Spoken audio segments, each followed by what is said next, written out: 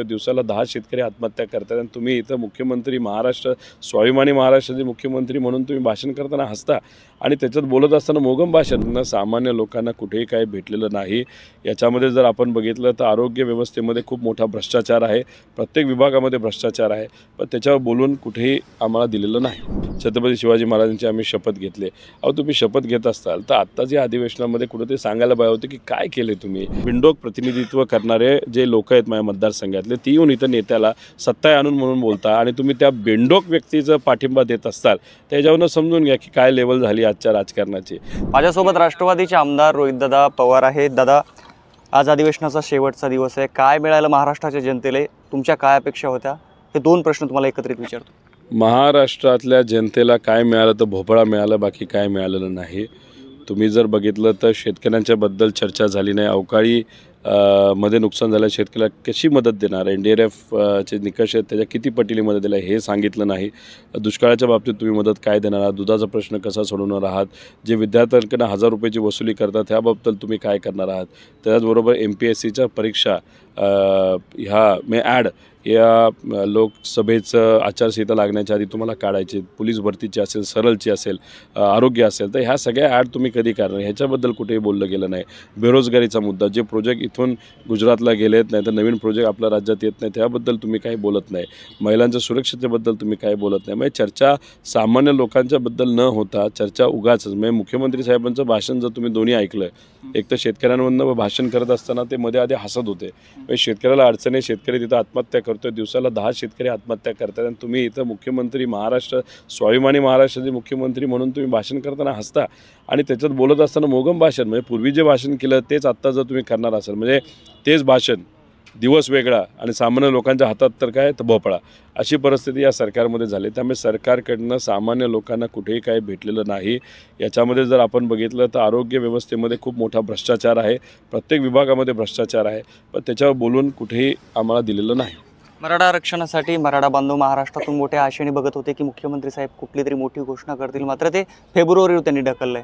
मराठा समाजाच्या बांधवांच्या डोळ्यात धूळ फेक करण्याचा हा प्रकार आहे असं तुम्हाला वाटतं का? बघा ना, आता फेब्रुवारीपर्यंत ते ढकललं, परत मग लोकसभेची आचारसंहिता लागणार, त्यावेळेस ते बोलणार की नाही आता आचारसंहिता लागली, आता आपला निर्णय घेता येणार नाही, पण आम्ही कटिबद्ध आहोत। छत्रपती शिवाजी महाराजांची आम्ही शपथ घेतले। अहो तुम्ही शपथ घेत असताल तर आत्ताच या अधिवेशनामध्ये कुठेतरी सांगायला पाहिजे होते की काय केले तुम्ही, कशी प्रक्रिया सुरू केलेली आहे। तुम्ही म्हणता इम्पेरिकल डेटा आम्ही गोळा करणार आहे, पण इम्पेरिकल डेटा गोळा करत असताना जातीने जनगणना करायचं काय हरकत आहे? BJPचा विरोध आहे म्हणून तुम्ही करणार नाही का? तर तो सगळ्या समाजाला न्याय मिळू शकतो। आता तुम्ही हा मुद्दा हातामध्ये घेत असताना लगेच जर तुम्हाला आरक्षणाचा मुद्दा सोडवायचा असता तर तुम्ही केंद्राकडे 50% पुढे जाऊन जसं EWS कोटा दिला, त्याला घटना दुरुस्ती केली, तसं तुम्हाला आत्ता या पार्लमेंटमध्ये करता आलं असतं, पण नाही, हे ट्रिपल इंजिन सरकार केंद्रापर्यंत पोहोचत नाही, केंद्रास पुढं फक्त झुकण्यासाठी हे सरकार जातं, बाकी काही करत नाही। पण जे काही मराठा आरक्षणाचा मुद्दा असेल, धनगर आरक्षणाचा मुद्दा असेल, इतरही समाजाच्या आरक्षणाचा मुद्दा नाही तर विकासाचा मुद्दा, तर याच्याबद्दल कुठेही चर्चा केली जात नाही। तुम्ही जर बघितलं आसामला केंद्र सरकारने 40,000 कोटीचा तिथं एक मोठा इलेक्ट्रॉनिक प्रोजेक्ट दिलेला आहे, मग महाराष्ट्राला तो का नाही? म्हणजे तुम्ही गुवाहाटीला पूजा करण्यासाठी नाही तर आमदार पळून देण्यासाठी जाऊ शकता, पण विकासासाठी प्रयत्न करण्यासाठी तुम्हाला दिल्लीला जाता येत नाही। तर हे सगळे जे मुद्दे बघितले तर मराठा आरक्षणाचं कालचं भाषणसुद्धा मोगम भाषण झालं, टाईमपास करण्याचा प्रयत्न राज्य सरकारने केलेला आहे आणि भीती एवढीच वाटते की आता कुठंतरी OBC विरुद्ध मराठा खऱ्या अर्थाने करण्याचा प्रयत्न भाजपकडनं केला जाईल।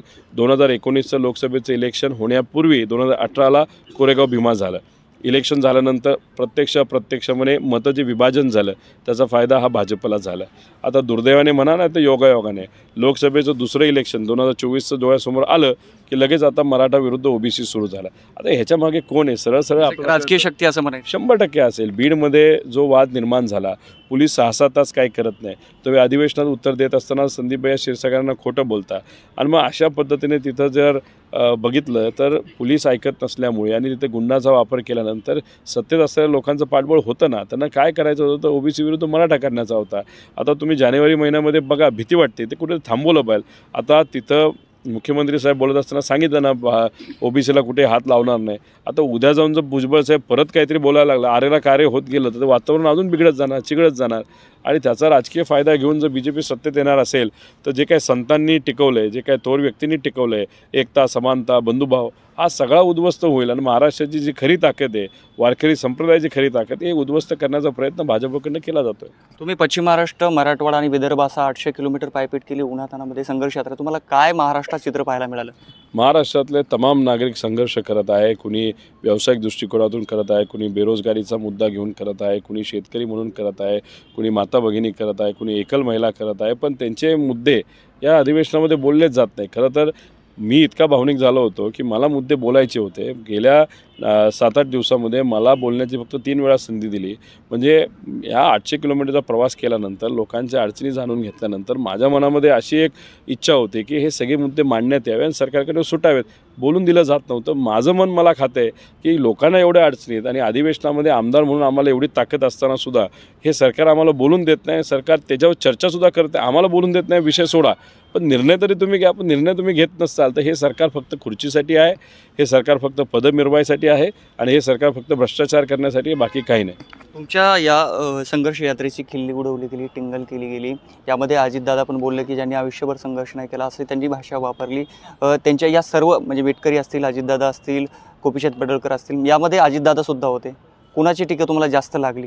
ह्या लोकांची टीका थोडी लागते. हे हवेत बोलणारे लोक आहेत. संघर्ष खऱ्या अर्थाने कोण करते तर महाराष्ट्र सामान्य जनता करते. तुम्ही सत्तेत आहे तर त्यांच्या जनतेचे प्रश्न तुम्ही सोडवा ना. हे एसीत बसून नुसतं इथं मिरवायला बसलेत, नुसतं तिथं स्टेटमेंट करतायत. तुम्हाला खऱ्या अर्थाने टीका करायची असेल ना, तुम्ही रस्त्यावर उतरा, लोकांमध्ये जावा, लोकांचे प्रश्न समजून घ्या, मग आमच्यावर टीका करा, मग आम्ही मान्य करू. तुम्ही एसीत बसून नुसतं आपलं तुमच्या नेत्याला बरं वाटावं म्हणून तुम्ही राजकीय पुढ्या तिथं सोडत असाल तर हे आम्हाला काय वाटत नाही. आमचे विरोधक आमच्यावर काय बोलतायत, आमच्या कुठल्या कारवाई चालल्यात हे आम्हाला सगळ्यांना माहिती आहे ना. एवढं कारवाई चालू असतानासुद्धा, एवढी मोठी टीका आमच्यावर होत असतानासुद्धा आम्ही लोकांसाठी लढतो आहे ना लोकात जाऊन.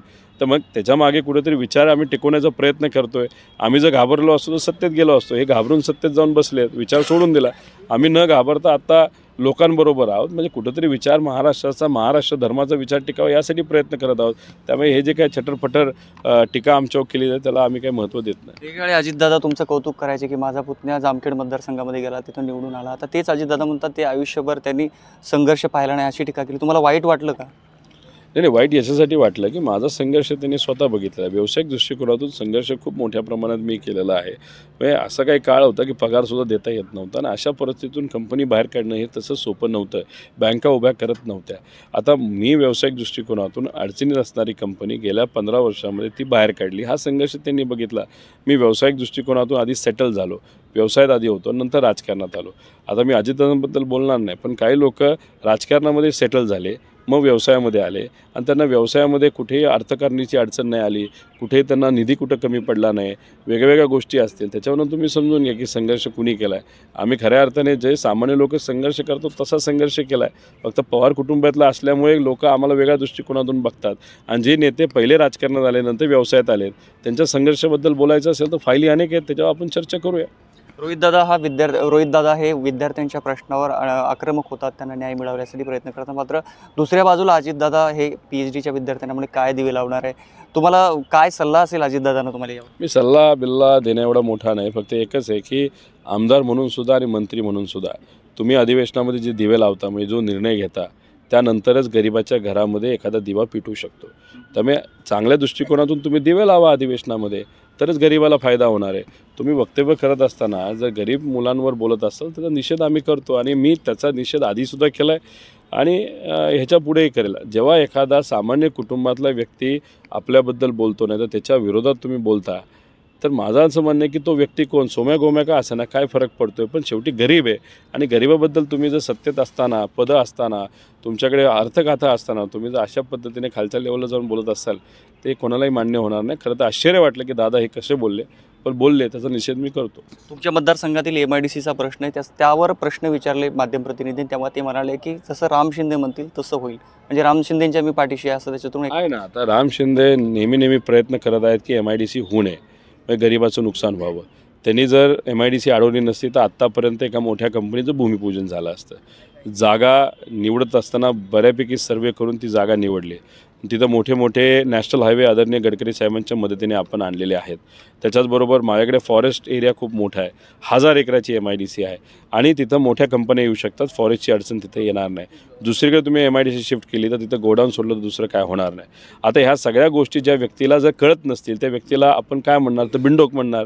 तर हे जर बिनडोक प्रतिनिधित्व करणारे जे लोक आहेत माझ्या मतदारसंघातले, ती येऊन इथं नेत्याला सत्ता आणून म्हणून बोलता आणि तुम्ही त्या बिनडोक व्यक्तीचं पाठिंबा देत असताल, त्याच्यावरून समजून घ्या की काय लेवल झाली आजच्या राजकारणाची.